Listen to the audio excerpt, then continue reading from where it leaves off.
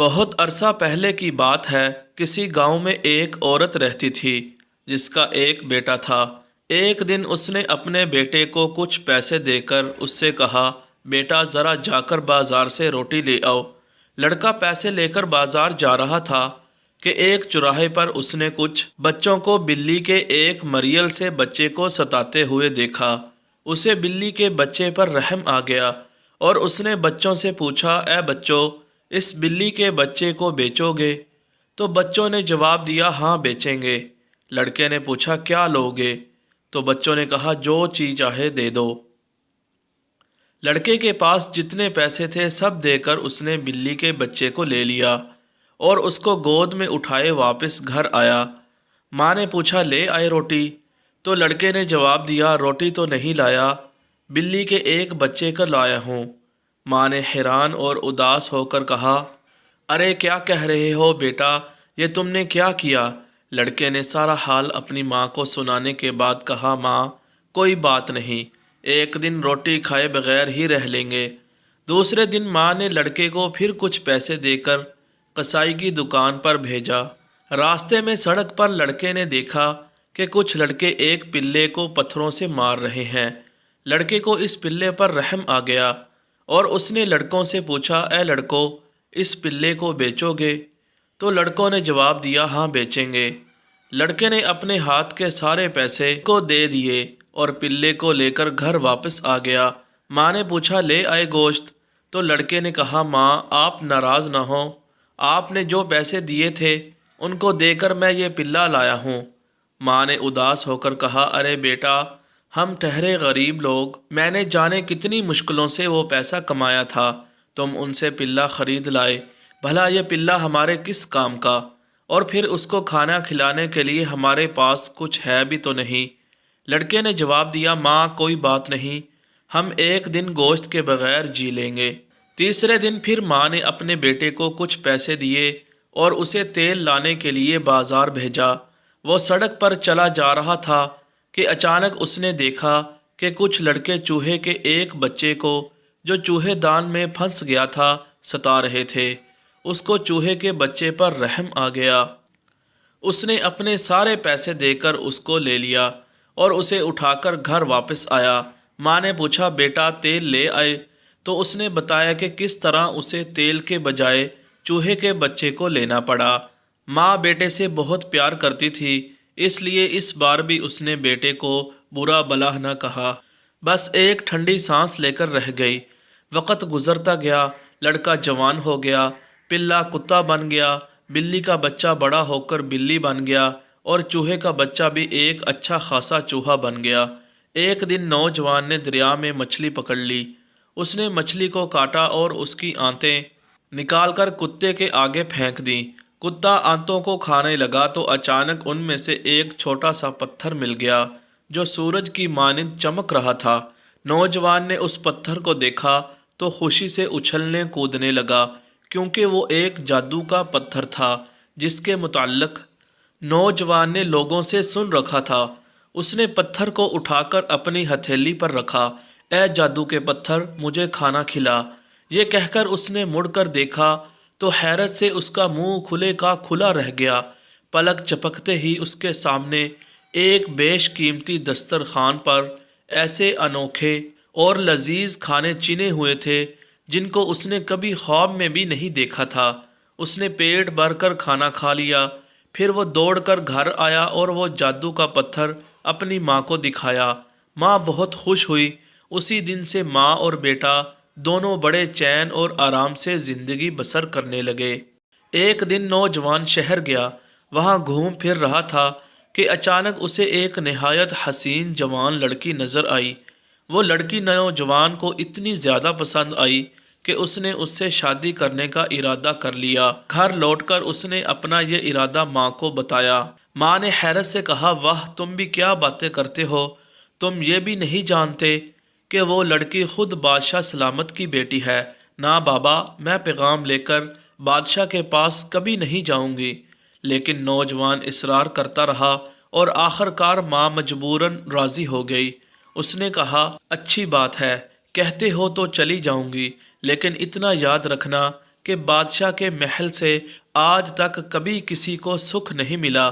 رات کے وقت ماں شاہی محل تک پہنچ گئی اور محل کے دروازے کے سامنے کی سڑک پر جھاڑو دے کر اس کی صفائی کر دی۔ صبح کو بادشاہ محل سے باہر نکلا تو یہ دیکھ کر بڑا حیران ہوا کہ دروازے کے سامنے کی ساری زمین صاف ستھری ہو گئی ہے۔ اگلے دن صبح پھر اس نے دیکھا تو یہی حال تھا۔ اس نے زیادہ تعجب ہوا اور اس نے رات کو دروازے کے سامنے پہرے دار کھڑے کر دیے۔ تیسرے دن صبح سویرے پہرے دار ایک عورت کو پکڑ کر بادشاہ کے پاس لے آئے۔ بادشاہ نے عورت سے پوچھا، بتاؤ تم روز رات کو میرے محل کے دروازے کے سامنے جھاڑو کیوں دیتی ہو؟ عورت نے کہا، میں ایک غریب بیوہ ہوں، میرا ایک بیٹا ہے۔ میں آپ کی بیٹی سے اس کی شادی کی خواہش لے کر آئی تھی، لیکن آپ کے پاس یوں چلے آنے کی مجھے جرأت نہیں ہوئی، اور پھر آپ کے پہرے دار بھی تو آنے نہ دیتے۔ کسی غریب عورت کی یہ گستاخی بھلا بادشاہ کیسے برداشت کرتا؟ اس نے غصے میں آ کر حکم دیا کہ عورت کو قتل کر دیا جائے، لیکن اس کے دائیں والے وزیر نے کہا، بادشاہ عالم، اس بے چاری عورت کو قتل کروانے کی کیا ضرورت ہے؟ آپ اس کو کوئی ایسا کام بتائیے جس کو پورا کرنا اس کے بس کی بات نہ ہو، بس پھر یہ خود ہی محل میں آنا بند کر دے گی۔ وزیر کی بات بادشاہ کو بہت پسند آئی اور اس نے عورت سے کہا، جاؤ جا کر اپنے بیٹے سے کہنا کہ وہ میری بیٹی سے شادی کے لیے 40 اونٹوں پر سونا لاد کر لائے۔ ہم بیچارے اتنا سونا کہاں سے لائیں گے؟ عورت نے اداس ہو کر سوچا اور محل سے نکل کر اپنے گھر کی راہ لی۔ گھر لوٹ کر اس نے بادشاہ کی شرط اپنے بیٹے کو بتائی تو اس نے ماں سے کہا، امی جان آپ فکر نہ کیجیے۔ اس نے جادو کے پتھر کو اپنی ہتھیلی پر رکھ کر اس سے کچھ کہا، بس پھر کیا تھا، صبح ہوتے ہی غریب بیوہ کی جھونپڑی کے سامنے سونے سے لدے ہوئے 40 اونٹ کہیں سے آ کر کھڑے ہو گئے۔ نوجوان نے ماں سے کہا، امی جان آپ ان 40 اونٹوں کو بادشاہ کے پاس لے جائیں۔ ماں کو بڑا تعجب ہوا، لیکن وہ کچھ کہے بغیر ان 40 اونٹوں کو ہانکتی ہوئی بادشاہ کے پاس لے گئی۔ بادشاہ کو بھی بہت تعجب ہوا، لیکن اس نے فوراً ہی ایک اور حکم صادر کر دیا۔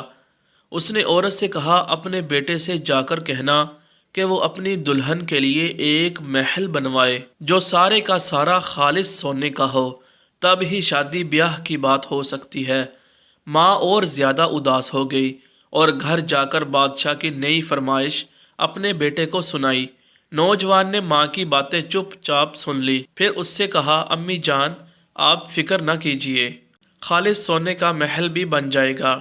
صبح سویرے دریا کے کنارے ایک عالی شان محل کھڑا ہو گیا جو سارے کا سارا خالص سونے کا تھا۔ ایسا محل اس وقت تک کسی نے نہیں دیکھا تھا۔ ماں نے بادشاہ کے پاس جا کر کہا، بادشاہ عالم لیجیے محل تیار ہے، ذرا باہر چل کر اس کو دیکھیے تو۔ بادشاہ اپنے وزیروں کے ساتھ باہر آیا اور محل دیکھ کر ہکا بکا رہ گیا۔ اب تو اس کو ٹال مٹول کرنے کی کوئی صورت نظر نہ آئی اور اس نے غریب نوجوان سے اپنی بیٹی کی شادی کر دی۔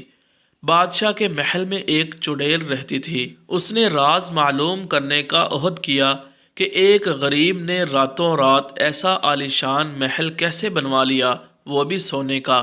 یہ عہد کر کے وہ مزاج پرسی کے بہانے شہزادی کے پاس آئی اور اس کو اس بات پر تیار کر لیا کہ وہ اپنے شوہر سے کسی طرح یہ راز معلوم کرے۔ چنانچہ اپنی بیوی کے اصرار پر نوجوان نے بتایا، میرے پاس جادو کا ایک پتھر ہے، اس کی مدد سے میں جو کچھ چاہوں حاصل کر سکتا ہوں۔ تم اس جادو کے پتھر کو کہاں رکھتے ہو؟ بیوی نے پوچھا۔ میں اس کو اپنے منہ میں زباں کے نیچے رکھتا ہوں، نوجوان نے جواب دیا۔ اگلے ہی دن شہزادی نے یہ سب باتیں چڑیل کو بتا دی۔ اسی روز رات کو نوجوان گہری نیند سو گیا تو چڑیل نے آ کر آہستہ سے اس کے منہ سے جادو کا پتھر نکال لیا اور فوراً اس کو حکم دیا، اے جادو کے پتھر، سونے کے محل کو شہزادی کے ساتھ ہی بادشاہ کے باغ میں منتقل کر دو اور غریب نوجوان پہلے جہاں تھا اسے وہی پہنچا دو۔ ایک ہی لمحے بعد سونے کا محل بادشاہ کے باغ میں کھڑا تھا۔ نوجوان نے آنکھیں کھولی تو اس نے دیکھا کہ نہ محل ہے نہ شہزادی، اور وہ خود اپنی بوسیدہ جھونپڑی کے اندر پڑا ہوا ہے۔ پاس ہی اس کی ماں بیٹھی رو رہی ہے اور ایک کونے میں کتا، بلی اور چوہا اس کی طرف دیکھ رہے ہیں۔ ہائے میری بدقسمتی! نوجوان مایوس ہو کر کہہ اٹھا، جادو کا پتھر گم ہو گیا ہے، اب میں کیا کروں؟ یہ کہہ کر اس نے اپنے آپ کو اوندھے منہ مٹی کے فرش پر گرا دیا اور پھوٹ پھوٹ کر رونے لگا۔ کتا، بلی اور چوہے کو نوجوان پر رحم آ گیا۔ ان میں سے ہر ایک اپنے دل میں سوچنے لگا کہ اب آخر کیا کیا جائے۔ وہ سوچ ہی رہا تھا کہ اچانک کتا بھونک اٹھا، بلی میاؤں میاؤں کر اٹھی، چوہا چیں چیں کرنے لگا۔ وہ تینوں دوڑتے ہوئے جھونپڑی سے باہر نکلے اور نظروں سے اوجھل ہو گئے۔ تمام دن برابر دوڑتے رہے اور شام ہوتے ہوتے بادشاہ کے باغ تک پہنچے۔ انہوں نے نظریں اٹھا کر دیکھا تو دیوار کے اس طرف نوجوان کا سنہرا محل چمک رہا تھا۔ کتا، بلی اور چوہا تینوں نے آپس میں طے کیا، اب ہم کو کسی طرح باغ کے اندر داخل ہونا چاہیے۔ لیکن باغ کی دیواریں اتنی اونچی تھیں کہ ان کو پھاند کر اندر جانا ناممکن تھا۔ سب دروازوں پر اندر سے مضبوط تالے لگے تھے۔ کتا، بلی اور چوہا تینوں دیوار میں کوئی سوراخ تلاش کرنے لگے۔ سوراخ نہ ملا تو وہ تینوں مل کر دیوار کے نیچے زمین میں ایک سوراخ بنانے لگے۔ سب سے پہلے چوہے نے اپنے پنجے کام میں لگا لیے، پھر بلی اور آخر میں کتا اس کی جگہ کام میں لگ گئے۔ تھوڑی ہی دیر میں سرنگ تیار ہو گئی۔ پہلے چوہا سوراخ سے ہو کر اندر گیا، پھر بلی بھی اندر چلی گئی۔ کتا باہر پہرا دینے لگا، بلی اور چوہا دونوں سارے محل میں دوڑتے پھرے اور بالآخر اس کمرے میں داخل ہو گئے جہاں شہزادی سوئی ہوئی تھی، اور پاس ہی چڑیل پڑی سو رہی تھی جس نے اپنے ہونٹ زور سے بھینج رکھے تھے۔ عقل مند چوہا فوراً سمجھ گیا کہ جادو کے پتھر کو اس نے اپنے منہ میں زبان تلے دبا رکھا ہے۔ چوہا دبے پاؤں جا کر چڑیل کی چھاتی پر چڑھ گیا اور اپنی دم کی نوک سے اس کی ناک میں گدگدی کرنے لگا۔ چڑیل نے اپنا منہ کھول کر ایک چھینک ماری اور جادو کا پتھر اچھل کر فرش پر گر پڑا۔ فوراً اس کو منہ میں اٹھا لیا، اور جب تک چڑیل ہوش سنبھالتی، بلی اور چوہا دونوں سر پر پاؤں رکھ کر بھاگتے ہوئے سوراخ کے راستے باہر سڑک پر آ گئے جہاں کتا ان کا انتظار کر رہا تھا۔ کتے نے فوراً جادو کا پتھر بلی سے لے کر اپنے منہ میں دبا لیا اور تینوں آگے دوڑ پڑے۔ ادھر محل میں کھلبلی مچ گئی، سب پکڑو پکڑو کر کے چیخنے لگے، چور کی تلاش ہونے لگی۔ لیکن انہیں یہ کیا معلوم تھا کہ جادو کا پتھر کسی کتے کے منہ میں پڑا ہوا ہے۔ کتا، بلی اور چوہا تینوں دوڑتے ہوئے تھوڑی دیر میں دریا کے کنارے پہنچے اور آپس میں اس بات پر بحث کرنے لگے کہ جادو کے پتھر کو اس پار کون لے جائے۔ بلی کہتی تھی، پتھر کو اس پار میں لے جاؤں گی۔ کتا کہتا تھا، نہیں، تمہیں تو تیرنا بھی نہیں آتا، کہیں اس کو لیے ڈوب ہی نہ جاؤ۔ چوہے کی بھی یہی خواہش تھی کہ جادو کے پتھر کو اس پار میں لے جاؤں۔ تینوں بہت دیر تک بحث کرتے رہے۔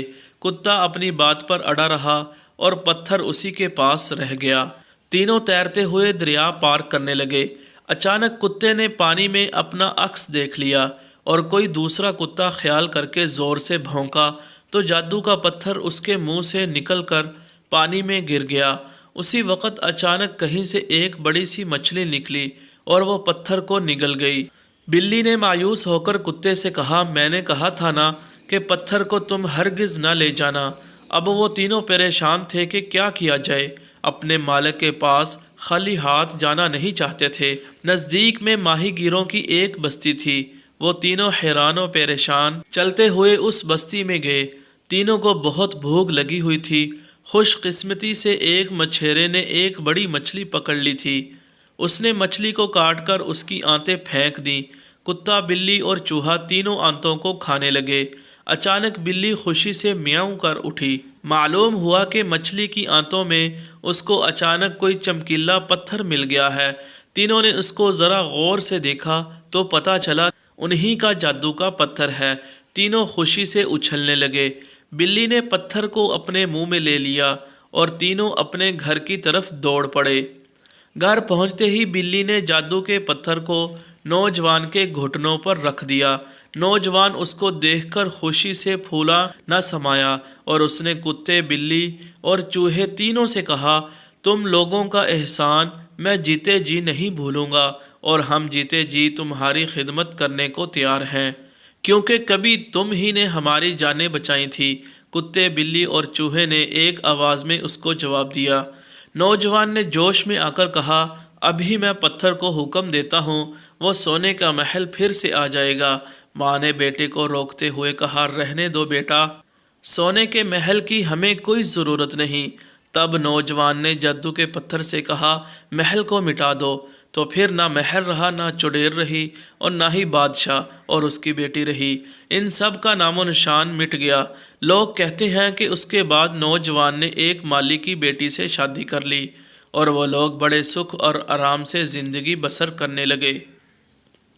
ایک بزرگ کہنے لگے، رزق کی تنگی ہونے لگے تو ایک جانور کو گھر لے آؤ، بے تحاشا دولت ملے گی۔ حدیث پاک میں ہے، بعض پرندوں اور جانوروں کو باعث خیر و برکت کہا گیا ہے، جن میں بکری اور مرغا شامل ہے۔ اسی طرح جہاد کی نیت سے پالا گیا گھوڑا بھی باعث خیر ہے۔ صحیح بخاری کی حدیث ہے جس کا ترجمہ یہ ہے، گھوڑوں کی پیشانی میں قیامت تک کی خیر رکھ دی گئی ہے۔ اور سنن ابی داؤد کی حدیث میں جس کا ترجمہ یہ ہے، مرغے کو گالی مت دو کیونکہ وہ نماز کے لیے جگاتا ہے۔ مسند احمد کی حدیث ہے جس کا ترجمہ یہ ہے کہ بکریاں رکھو کیونکہ اس میں برکت ہے۔